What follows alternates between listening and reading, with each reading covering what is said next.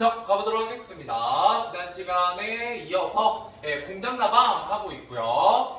공장나방 내용 살짝 보도록 하죠. 자, 여러분 공장나방에서 여러분 제일 중요한 내용 뭐라고 제가 설명해 드렸었냐면 기억나요?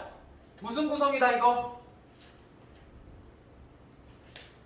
액자식. 그렇죠. 이거 액자식 구성이다 라는 거 꼭 기억해 주시라고 제가 말을 했었어요. 그냥 앞에 보세요. 복습이니까요. 액자식 구성이라고 하면 항상 뭐다? 무슨 이야기야 무슨 이야기가 있냐면 외자. 그렇죠. 바깥 외자를 써서 바깥의 이야기와 그죠? 안의 이야기가 있어요. 내화로 이렇게 이루어져 있고요. 이때 외화와 내화가 뭐가 달라지더라? 크게 세 가지가 달라져요. 첫 번째 뭐가 달라진다? 서술자가 달라진다. 그래서 이때 외화의 서술자는 뭐예요? 나긴 난데 주인공이에요, 아니요? 아니에요. 그래서 관찰자 시점이었고요. 그죠? 그 다음에 내화에서는 하인이 뭐 자기가 자신의 이야기를 하죠. 그러니까 무슨 시점이요? 주인공 시점이고요. 그죠? 그러고 나면 둘 다 나이긴 해요. 둘 다 나이니까 1인칭이긴 하지만 한 명은 관찰자고 한 명은 주인공이더라 뭐 이런 얘기를 했고요. 그 다음에 외화는 언제의 이야기였어요? 과거. 현재. 그렇죠. 어른이 된 현재 이야기였고요. 그 다음에 그 나비수집을 하는 친구의 나비수집판을 보고 하이네모가 기분이 좋았다 안 좋았다? 안 좋았거든요. 그러고 나서 왜 안 좋은지에 대해서 설명하게 주게 되죠. 그게 바로 내화의 내용이었고, 그래서 시간이 언제로 간다?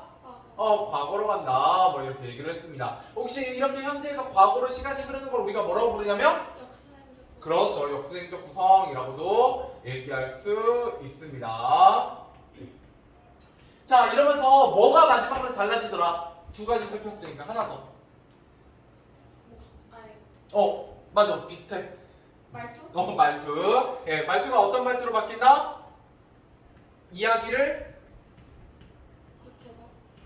전하는 듯한, 말을 건네는 듯한 말투로 바뀌어서 그랬었다네. 뭐 이런 얘기를 하게 되죠. 기억나세요? 이거를 제가 왜 계속 또 해요? 시험에 낼 거니까요. 누가? 내가요. 어차피 학원 시험은 제가 내니까요. 알겠죠? 자, 이렇게 보시면 되겠고. 그 다음에 1인칭 주인공 시점이기 때문에 이런 심리 변화 같은 거 잘 물어보더라. 뭐 이렇게 한 번 더 확인해 보시면 좋을 것 같습니다. 자, 그래서 정답으로 가보도록 하죠. 12번입니다. 자, 다음 밑줄집 부분이 가리키는 것을 차문에 찾아 쓰시오. 에밀이 이상한 나방을 가졌다는 소문을 듣고 나는 그것을 꼭 한번 보고 싶어 견딜 수가 없었다. 자, 나는 그 전에 무슨 나방을 잡았었어요? 무슨 나비를? 푸른 날개 나비를 잡았었거든요. 그래서 푸른 날개 나비를 막 자랑하려고 에밀한테 보여줬는데 에밀은 기본적으로 어떤 아이였기 때문에? 똑똑한. 똑똑하긴 하지만 한편으로는 좀 재수없는 아이였기 때문에, 그죠? 재수없는 아이였기 때문에 좀 나는 우쭐거리고 싶어서 자랑을 했는데 에밀은 그 나비를 보고 희귀한 것임은 인정했지만 한편으로 뭐 했더라? 자랑. 좋은 평가를 하더라, 나쁜 평가를 하더라? 나쁜. 나쁜 평가, 혹평을 하더라. 그래서 나의 기쁨이 어떻게 돼요? 없어졌어요. 근데 그 이후에 이제 에밀이 뭐를 잡았다는 소문이 나게 되냐면 이 글의 제목이기도 한 공장나방이었죠? 공장나방 이었습니다. 자, 그 다음 13번으로 가보도록 하죠. 자, 13번. 자, 차문에서 나타난 나의 심리사에 대한 설명을 알맞은 것은 이라고 했습니다. 자, 1번 나방을 망가뜨려서 미안해하고 있다. 자, 처음에 내가 나방을 훔치고 나방을 망가뜨렸을 때는 미안한 감정이 들었다 안 들었다? 별로 들지 않아요. 두 개 더 꺼지나? 하나만 키죠.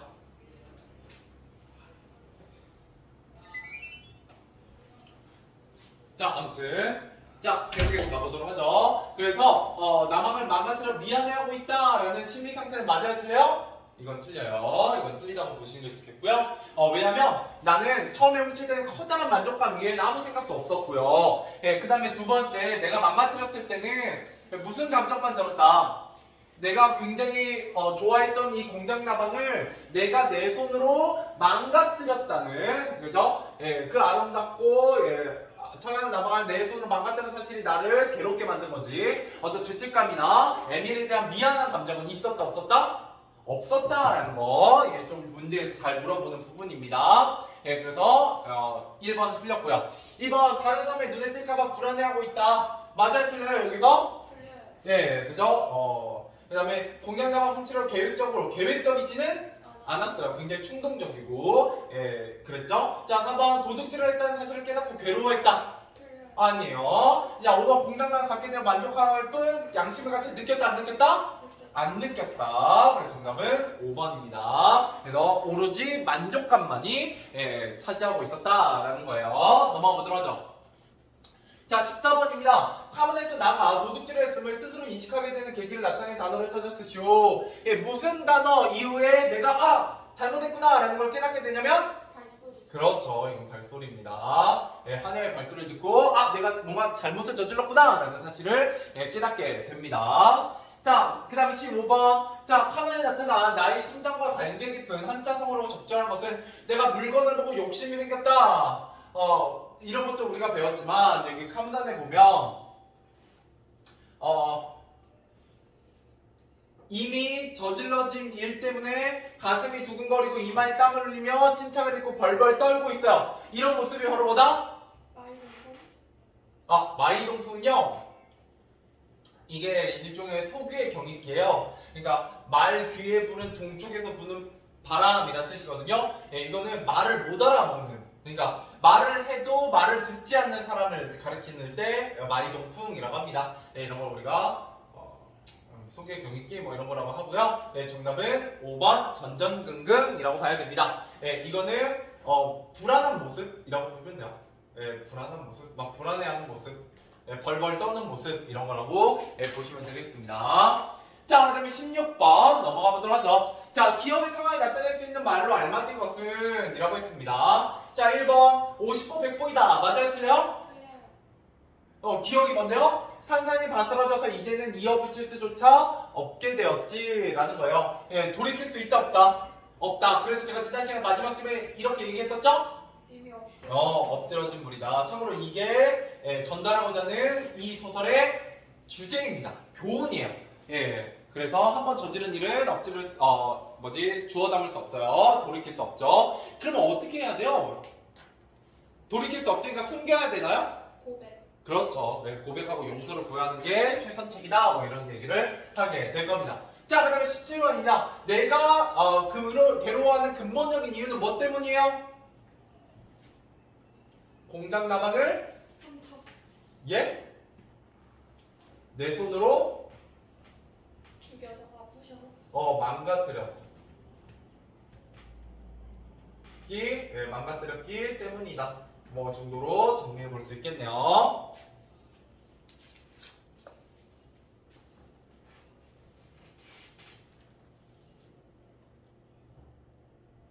네, 공장 가방을 내 손으로 망가뜨렸기 때문이다.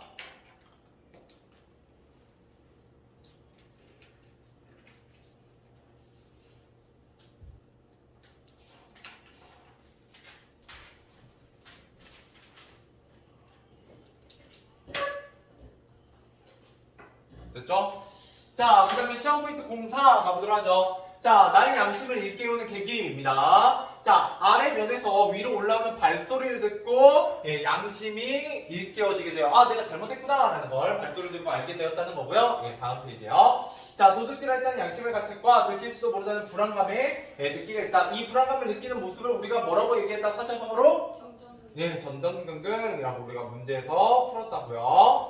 자, 그다음 공장담을 훔친 뒤에 나의 심리 상태의 변화입니다. 처음에는 공장담을 훔쳤을 때 내가 유일하게 느낀 감정은 뭐밖에 없었어요? 만족감밖에 없죠. 만족감밖에 없었어요. 근데 층계를 내려다가 다른 사람에게 들킬까봐 뭐 하게 되냐면 불안하게 느끼게 됩니다. 불안해함.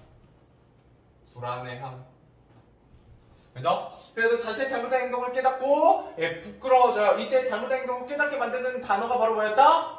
발소리였고요. 망가진 공장 가방을 확인하고 어떻게 됐다? 매우 괴로워하게 됩니다.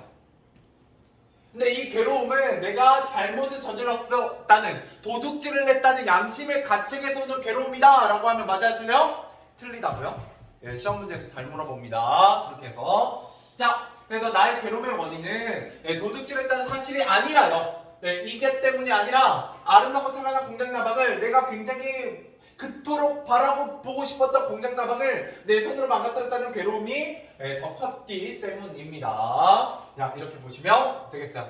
자, 다음 페이지 넘어가서 이제 소설의 끝까지 한번 읽어보도록 하죠. 자, 파문화입니다. 그지없이 슬픈 기분으로 집에 돌아와 나는 온종일 좁은 뜰 안에 주저앉아 있었지. 그러다가 마침내 나는 용기를 내어 모든 일을 어머니에게 말씀드렸다네. 어머니 놀라움과 슬픔에 잠겨 어찌할 줄을 모르셨지만 나의 이 고백이 얼마나 어려운 고민 끝에 나왔는지를 충분히 짐작하시는 것 같았어. 지금 에밀에게 가오라. 어머니 한마디로 잘라 말했다네. 에밀을 찾아가서 사실을 고백하고 용서를 빌어라. 그 밖에는 다른 길이 없다. 네가 가진 것 중에 어느 하나를 대신 가지라고 말해보렴. 그리고 용서를 빌어야지 라고 얘기하고 있습니다. 어때요?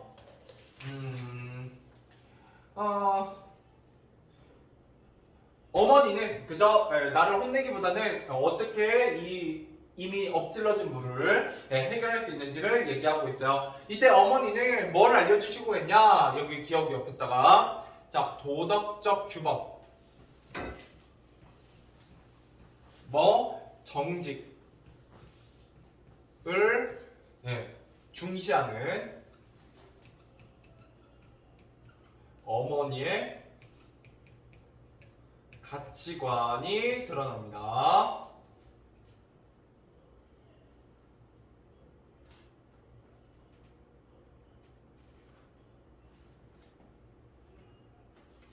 알겠죠?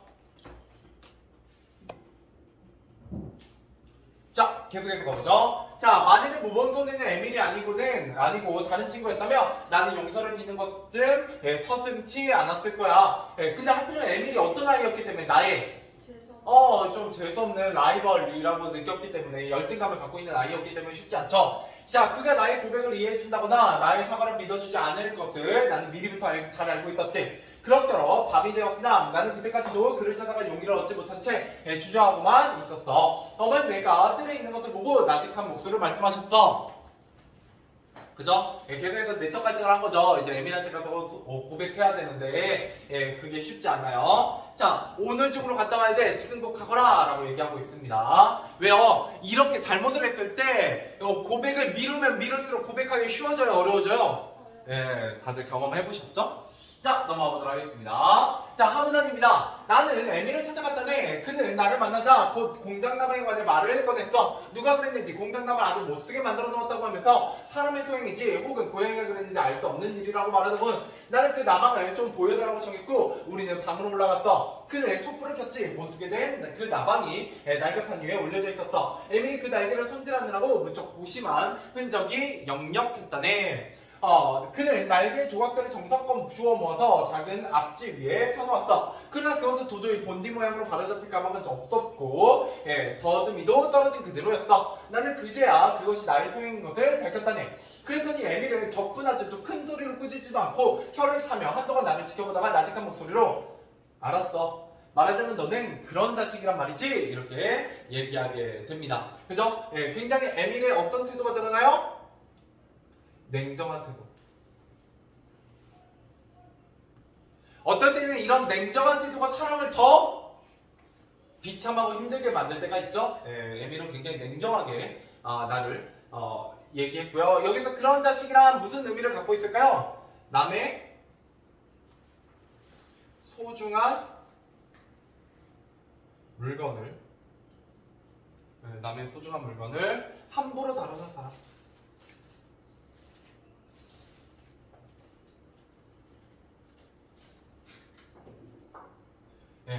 이라고 볼 수 있죠.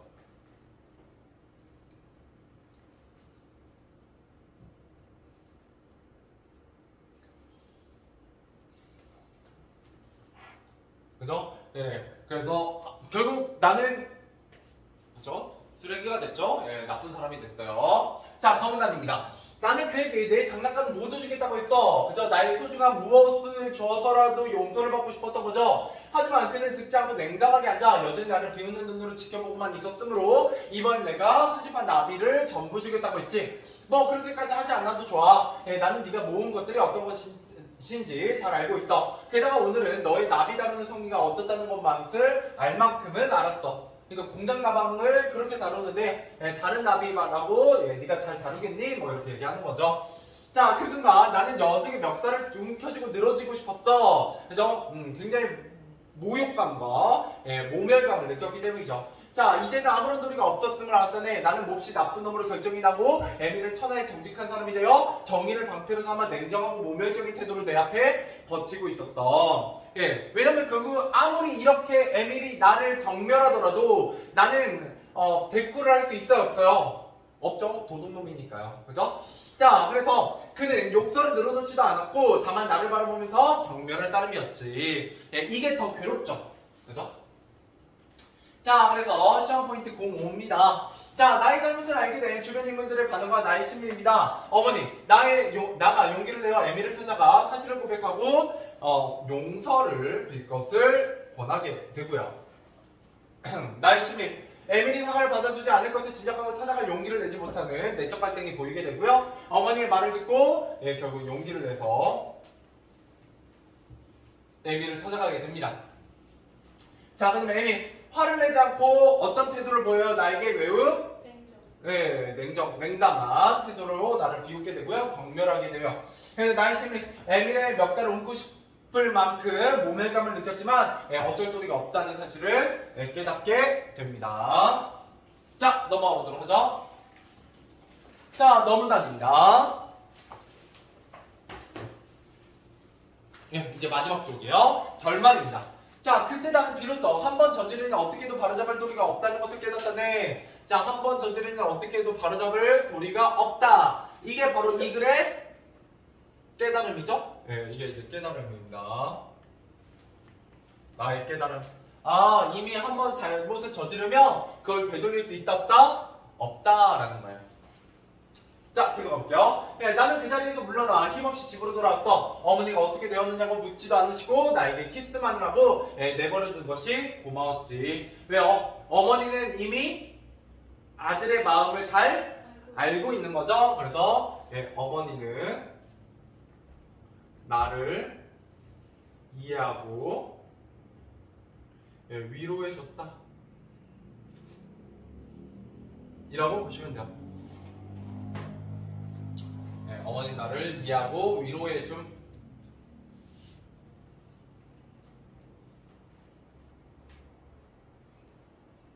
굉장히 좋은 어머니시죠?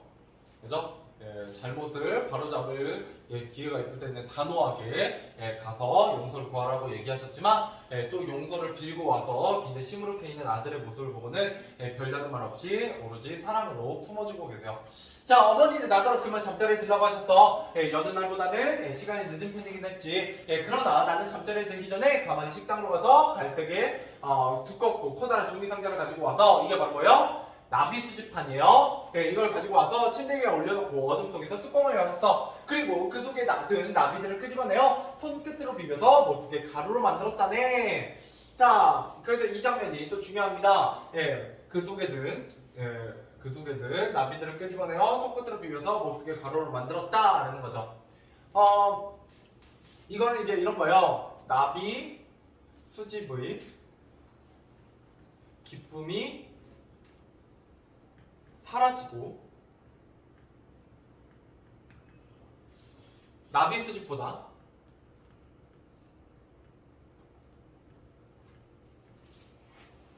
그죠? 나비 수집보다 양심을 지키는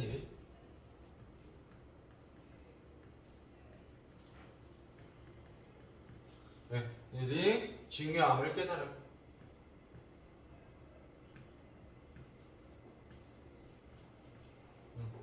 그래서 뭐 했다는 걸 알 수 있냐면 이게 내가 한층 이런 사건을 통해서 성장했음이 드러납니다.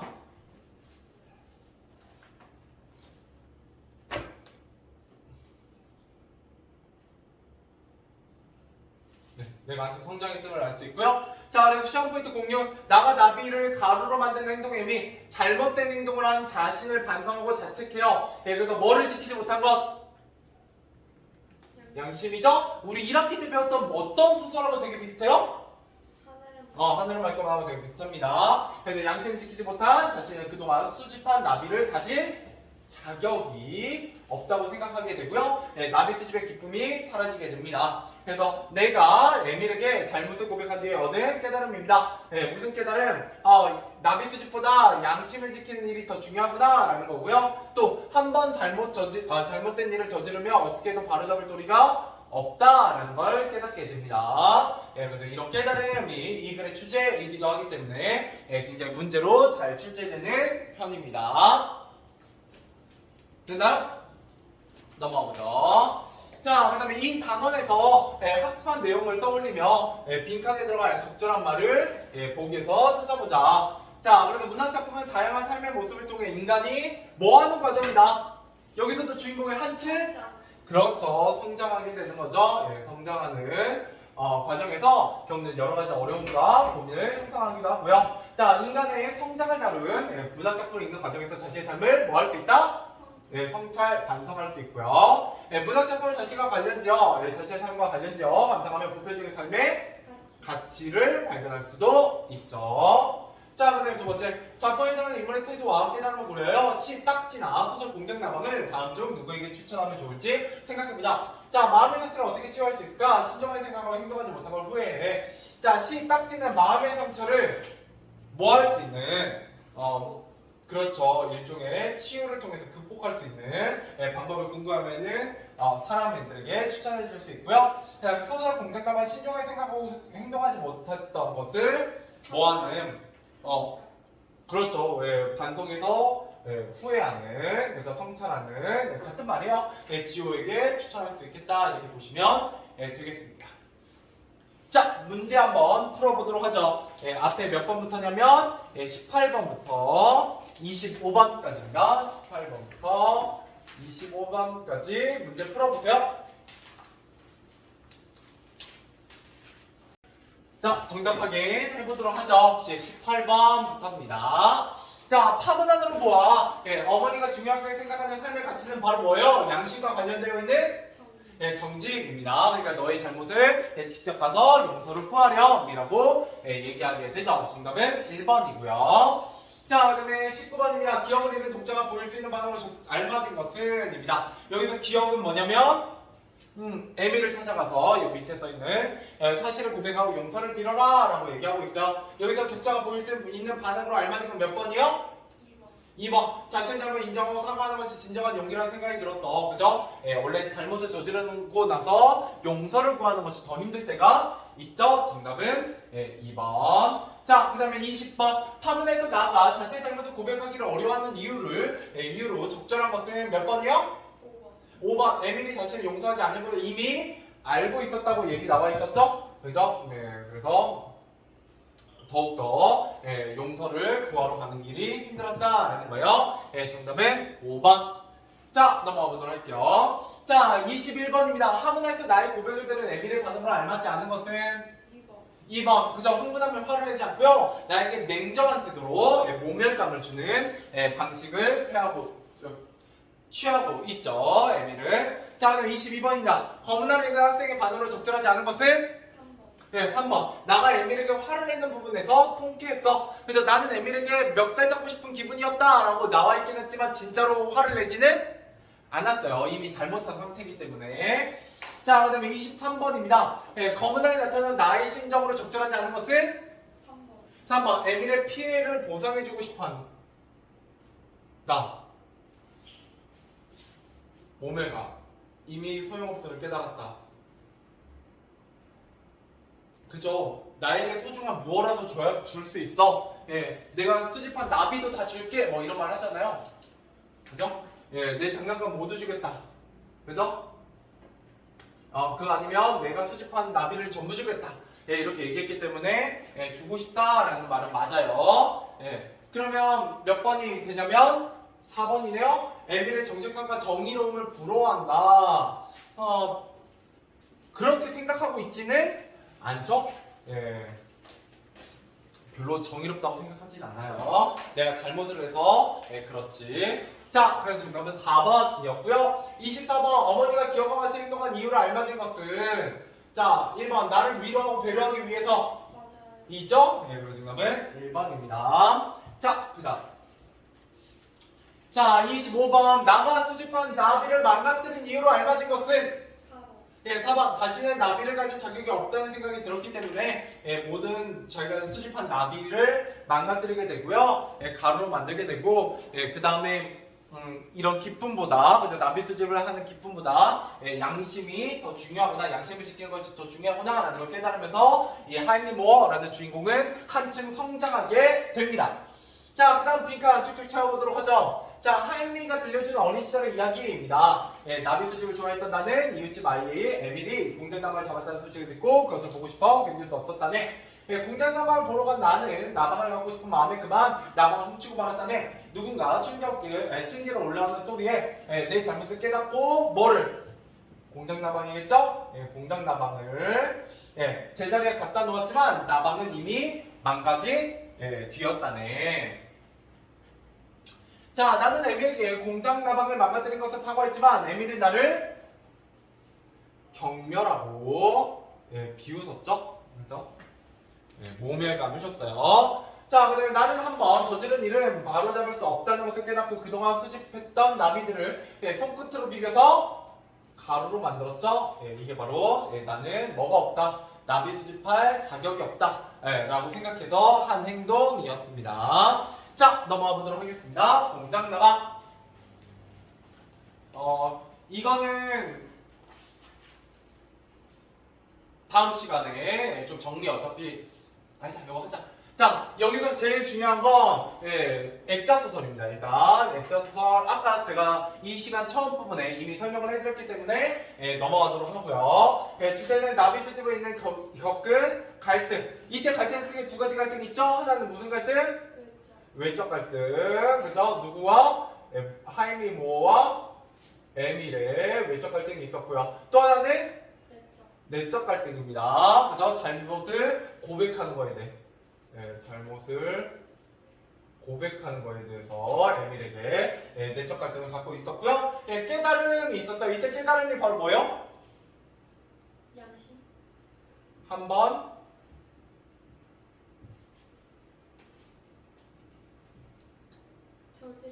저지른 일은 돌이킬 수 없다. 되돌릴 수 없다.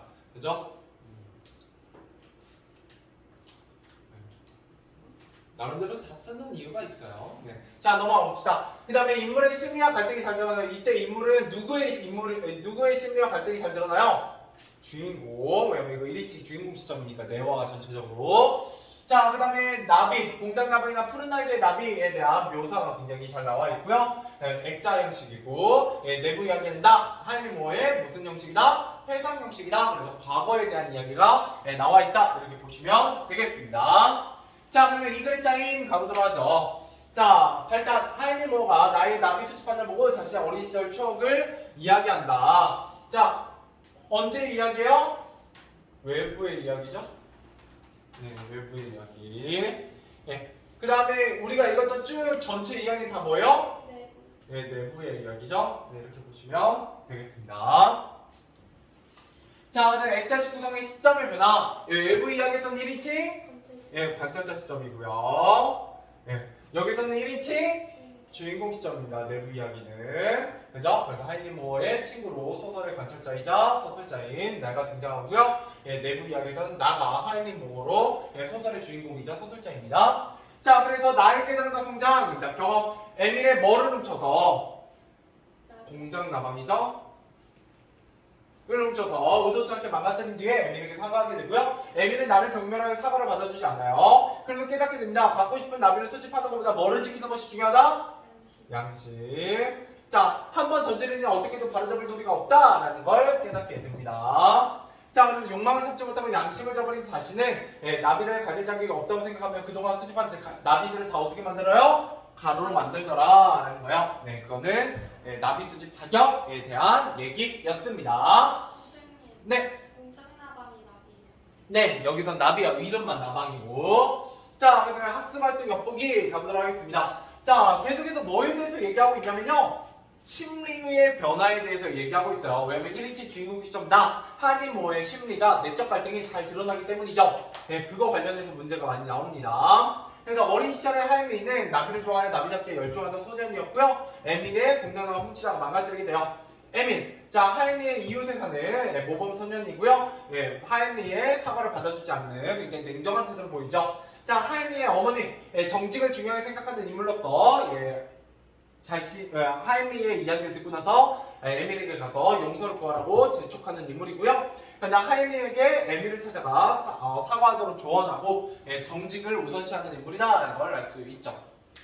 자, 그럼 인물의 심리 변화 한번 정리해 보도록 하겠습니다. 자, 공장 나방을 처음에 가서 갖게 됐을 때는 뭐만을 느껴요? 자랑스러움. 만족감만을 느낍니다. 근데 다른 사람의 눈에 띌까봐 뭐 하게 돼요? 불안해요. 그죠? 예, 불안을 느끼게 되고요. 그냥 나방을 망가뜨린 것이 괴로웠습니다. 괴로움까지 쓰시면 되겠네요. 오늘 여기까지 하도록 하죠. 고생하셨어요.